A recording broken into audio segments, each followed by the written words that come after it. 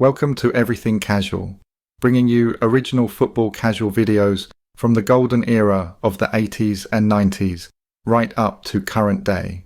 Football away day stories and historic clashes between football firms. Subscribe so you don't miss out.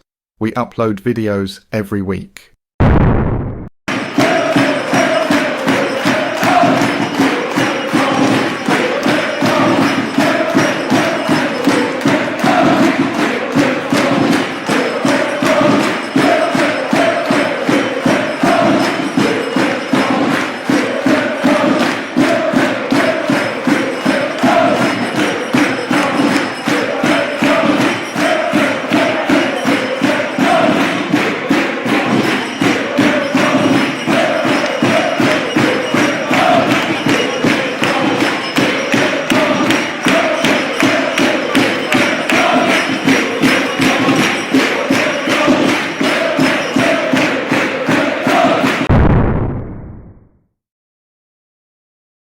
One of the favourite football stories involving the 657 was Newcastle away at the height of the football casual.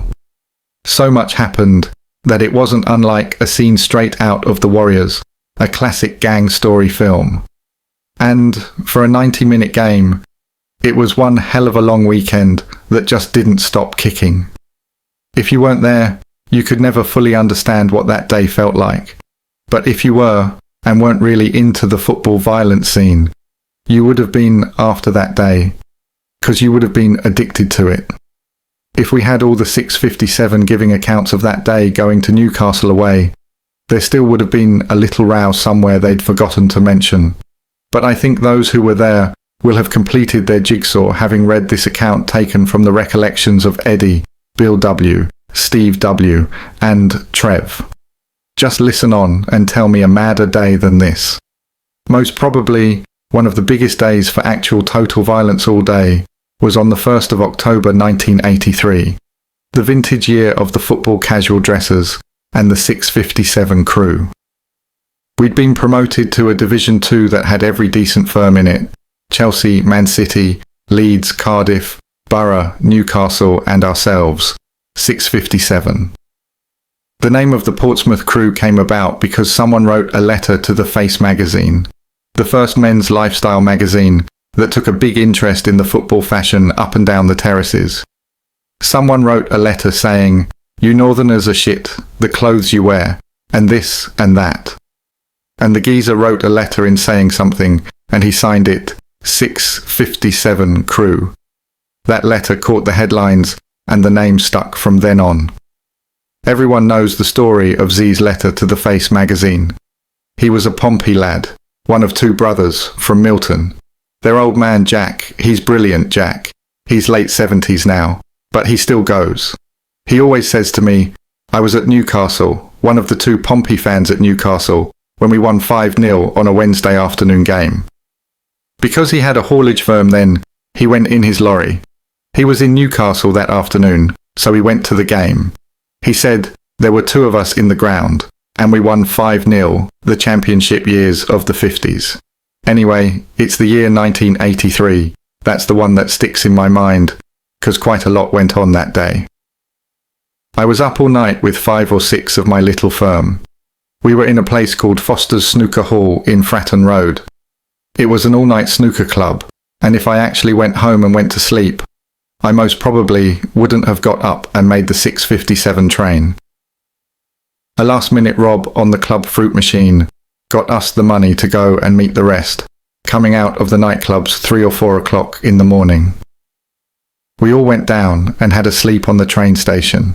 That way, we didn't miss the game. We used to go in the clothes we'd been out in the night before, so we didn't miss the game. With a bit of luck, we used to bunk on the train to Waterloo, and a lot of times a few of the boys had their Purcell tickets, student rail cards, or one of the family deals where 3 kids go free for £1. A lot of them used to bunk on there, never used to pay at all. So, it's Portsmouth and Southsea Station, 6:30 in the morning, usual faces there, good old crew. There's the air balloon again, plus the rest from all the surrounding areas in Pompey. We were bang up for it, all excited, and that big old game, Newcastle Away. All of us really up for it. We all got on the 657 up to Waterloo, and by the time we got to Waterloo, we had a good 150 to 200 geezers just for it. At Waterloo, there were about 50 Millwall having a float about like they do. Then they were gone. When they realised the amount there was of us, few little scuffles and off, they were gone. Then we went off up to King's Cross. On the way we heard rumours that there was going to be Chelsea waiting for us. I think they had a game that day, but they knew that we were travelling north. That's what used to happen. You'd look at what other teams were doing that day, and you would take a little detour. They knew we were on the south coast, so obviously had to go into London and face a possible meet-up with the London firms. It was almost guaranteed you'd have it, and that was all part of the excitement, knowing that you were not only having it with the team you were playing, but also with any of the London clubs firms, which made it more exciting. When we got to King's Cross, it was fucking crazy. Somehow, the firm had got split up. The train was already in, and a load had already got on the train, about half the mob. The other half went running into Chelsea, because a big old mob of Chelsea turned up outside, as there was still 100 of us milling about the station. We sussed they were Chelsea straight away, because someone mentioned they'd seen one of their boys and thought it was Hickey's mob. So, we just run straight into them and battered them all over King's Cross, running them all outside, and while we're doing this, we missed the fucking train. So half of them were already on their way up there, and we had to get the next one, the slow one, running about a half hour behind. But we still give it to Chelsea, so it was well worth it. What happened was, we were on the next train behind them, and they were all waiting for us at Newcastle. There was probably about 70 of them waiting at Newcastle station when we got off. So we all firmed back up at Newcastle and told them what we'd done. Where were you? And all that. We just fucking had it with Chelsea, but we didn't need you anyway, 'cause there was enough of us. We give them a good old hiding and that. Then our mate said, when they'd left King's Cross, this Chelsea main man Hickey had got on the same train as them. Chelsea were playing at Huddersfield, but they were going to Doncaster, so Hickey got on with a half dozen cronies, in his trademark flight jacket and a fighter pilot's hat on, the type with the floppy ears and everything. So they're all talking to him, and he's quite a tall fella, this Hickey. But everyone was all right, just having a drink, talking, and that. They got off at Doncaster.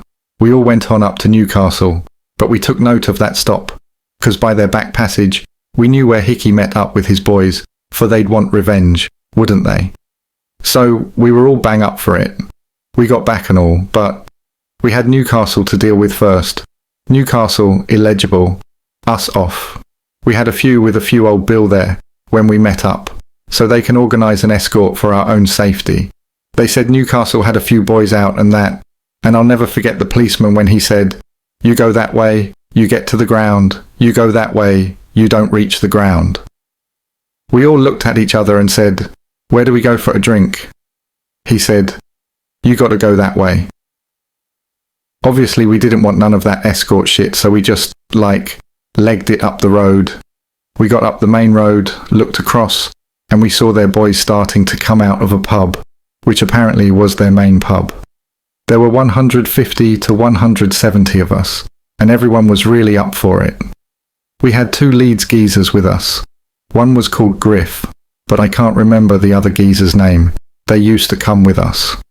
Also with us, he was well known at the time, because he was a one-off, a skate, who went by the name of Addo. Now a skate is what we called a sailor in the Navy. The Leeds fellas had already been up with Leeds that season, or the season before, and they said they'd take us to these 2 Geordie pubs. But there ain't enough of you here. You're going to get done, he said. They're mental, these Newcastle, powerful geezers. With that, us being Pompey and being a bit mad, we said, "Take us, come on, we want to go there." So we had to go past these 2 pubs, and they spilled out into the road from both pubs. I think the Adelaide was one, and the Bull was the other. It's up on the right-hand side if you walk down out of the station. All of us legged it across the main road. The old Bill following caught up but couldn't contain it. There was too large a number there. From where I was I could just see this addo, mad geezer from Grimsby, go in on his own with a couple of other Pompey geezers behind him into these Newcastle geezers. And with that, half of Pompey split to one pub and half split to the other. I remember Addo was struggling through the door with this Kev from Fratton behind him. We were just trying to get through the doors, windows were going through, and we just heard loads of screaming inside the pub. We were just fighting with them in the streets for about a full-on 5 minutes. But fucking hell, what a row. The old Bill got control when they broke their riot squad. Usual stuff, pushing us on the streets, back on the pavement and that. A couple of the boys got nicked, I think Kev did. A few of us tried legging it, but the old Bill just rounded us up and marched us to the ground. All the way to the ground, they kept coming out of everywhere, chucking bottles, glasses, the odd house brick. There was little mobs of Newcastle coming down side streets, and we were just running up the roads trying to get away from the old Bill, trying to get into them. Then, as we were going into the ground, there were a few Geordie geezers standing outside with kilts on, wearing great big fucking Dr. Martens, and quite a few had these black and white curly-haired wigs on. I thought, fucking hell, they're strange up here. And these Leeds geezers couldn't believe it. One of them said, well, Pompey, that was unbelievable. He said they'd run Leeds all over the place when they were up there. He said there'd been about 200 to 300 of them against the same mob of Geordies. Addo obviously got a big name for himself that day. He was well talked about and became well known after, although he did get nicked for his claim to fame, along with our Kev from Fratton. Inside the ground, we were all put in an end. Obviously, the old Bill had us all under control and a police cordon around us in this away supporters' end, which was pretty standard for the day then. I think Pompey quickly went 4-0 down, and Pompey didn't care. We didn't care in them days whether we won or lost, and we'd even take the piss out of ourselves. Every time Newcastle had the ball, we were all cheering, sitting down, jumping up.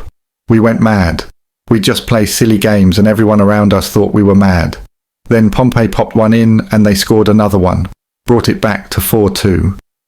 We all started getting serious again, thinking, oi, we've got a chance here, and we started supporting our team again. And then we got the final score. We got kept in after the game for about 10 or 15 minutes while they cleared all the Newcastle. When we came out of the ground, unfortunately for us, there was an escort back to the station with no trouble. But there was more to come on the way back. Our train stopped at Doncaster on the way back, and lo and behold, someone shouted out, "There's Chelsea." 2 platforms across was another train that had just pulled in before ours. A King's Cross-bound train packed back from Huddersfield, full of Chelsea supporters, mob hand. They must have known we were waiting for our connection. Well, Pompey fellas were climbing out of windows, not even trying to open the doors. That's how mad we were, getting out, running across the platform and steaming into these Chelsea geezers. The whole train just emptied out and run them straight off the platform. They had a little shove, but they got back on their train. The old Bill were there as well and managed to separate us.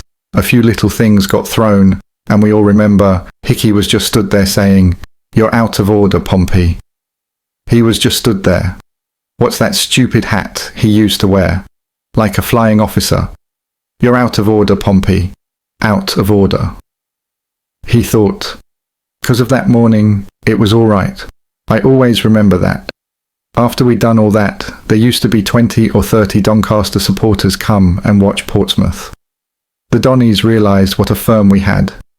They used to come and watch when we were up north, regular. With the Doncaster ruck over, it was back on the train and back to London, knowing they're going to be waiting for us. Or if we get there first, we're going to be waiting for them. And by then we'd found out that a Chelsea fan had been killed that day. I think he'd had his head severely kicked in by Huddersfield. I think he was just a normal supporter who was in the wrong place at the wrong time. Which is sad. And it's one of them things that happened. We got back to London, and they were there. They'd got there before us. We got off the train, straight through the gates, no hesitation whatsoever. jumped the barriers, and as we got out of the station, they just ran at us. We just stopped, turned round and straight into Chelsea, and it's fair to say that Pompey fucking blitzed them, chased them all up the road. Hickey was about the last one to run, and I remember him shouting, "Chelsea, stay and stand," and all that, and Pompey were all over them. In the end, he turned and ran as well. We kicked a few of them, gave them a bit of a dig and that, but they didn't want to know. So if you count that, from a day out, we've had the firm behind us and had it with them. Done them on the way up there. We've done Newcastle, their 2 pubs on the way up there. That was both our firms together, 150 of us. On the way back, we were all together again, and we'd done Chelsea and Doncaster and all again, King's Cross. And that's obviously 5 or 6 big fracas. That was one of the main days out for me with Pompey. If you survived not getting nicked or stabbed, whatever, you done well. After that, it was back to Waterloo and Casey Jones, absolutely shattered, knackered, filthy, still with the clothes on from Friday night. But everyone stayed together, 'cause you know there could be a little bit more. I mean, 9 times out of 10 it was a burger in Casey Jones, get on the train and home. We thought there might be a few of the other London mobs moving around, but they didn't show that night. We also thought Chelsea might come back, but obviously they'd had enough of us that day. So we stayed there till the last train, like we do. We'd catch the mail train and get home early hours Sunday morning singing, "Play Up, Pompey." Thank you for taking the time to watch this video. If you subscribe, you will be notified when we release a new video. It could be your firm we make a video about next, so don't miss out and hit the subscribe button. You can find me on Facebook or email me if you have a good story to tell. See you next time.